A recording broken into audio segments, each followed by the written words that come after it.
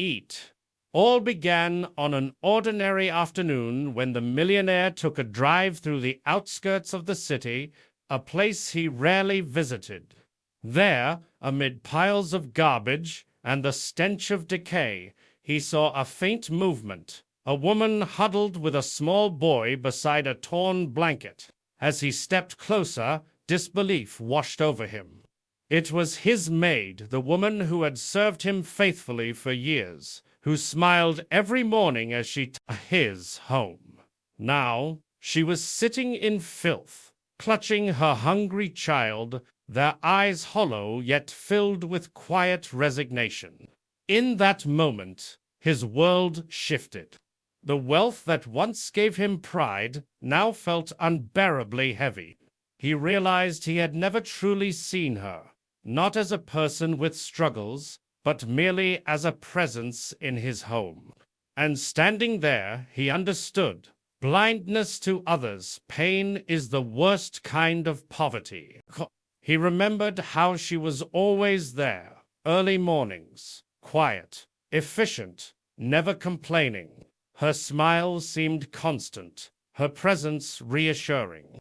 Yet he realized now that behind that calm face was a world of silence and struggle. She had never spoken of her past, never mentioned the bruises that sometimes appeared on her arms, or the exhaustion that dulled her eyes. He had mistaken her quietness for contentment, her loyalty for simplicity.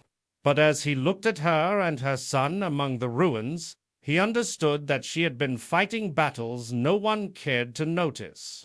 She endured hunger, fear, and humiliation, yet carried herself with grace and dignity every single day. He thought of how easily people overlook those who serve them, as if their lives exist only within the walls of duty. And he realized, with shame, that her strength had gone unseen for far too long. But as he stood there, the weight of guilt pressed down on him like never before. How could he, a man surrounded by luxury, have been so blind to the suffering of someone who had been right before his eyes every day?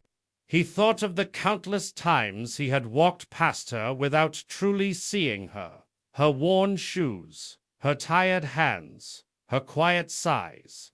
She had cared for his home, ensured his comfort, and yet he had never thought to ask about her own.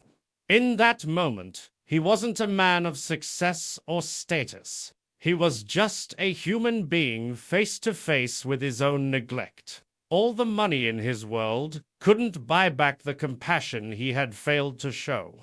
For the first time, he understood that wealth without awareness is not a blessing. It is a burden of the soul. That night, he couldn't sleep.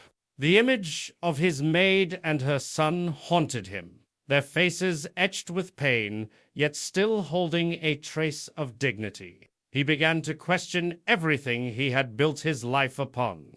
What good was his mansion if it sheltered indifference? What value did his fortune hold if it couldn't ease the suffering of those closest to him? For years, he had believed that success was measured by numbers in a bank account, by the comfort of a life well lived. But now, he saw that true success is measured by the good we do and the hearts we touch. Compassion, he realized, is not an act of charity. It's a responsibility. In that realization, something inside him shifted. His wealth no longer defined him. His choices did. And from that moment on, he vowed never to walk past another person's pain in silence. The next morning, he returned to the dump with food, clothes, and a promise, not one of pity, but of change. He arranged a safe home for her and her son, enrolled the boy in school, and helped her find medical care. But more than that, he gave her back something she had long been denied: dignity. He didn't treat her as a burden to be rescued, but as a woman who deserved respect, opportunity, and a chance to rebuild her life. Slowly, her eyes began to regain their light, and her son's laughter returned, echoing like hope reborn.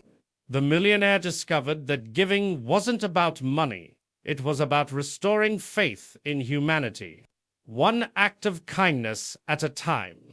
And in helping her stand again, he found a deeper kind of wealth, the kind that fills the heart long after gold has lost its shine. As time passed, the millionaire's life changed in ways he never expected. His days were no longer driven by deals and deadlines, but by purpose and compassion. Watching the maid and her son rebuild their lives filled him with a joy no luxury had ever given him.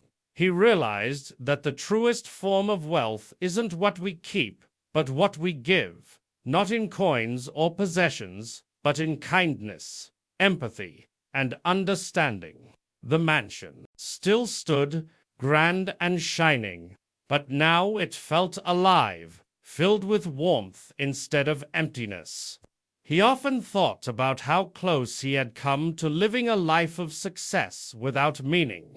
That experience taught him that money can build walls, but love tears them down. In the end, he learned that the richest hearts are those that refuse to turn away when they see another's pain.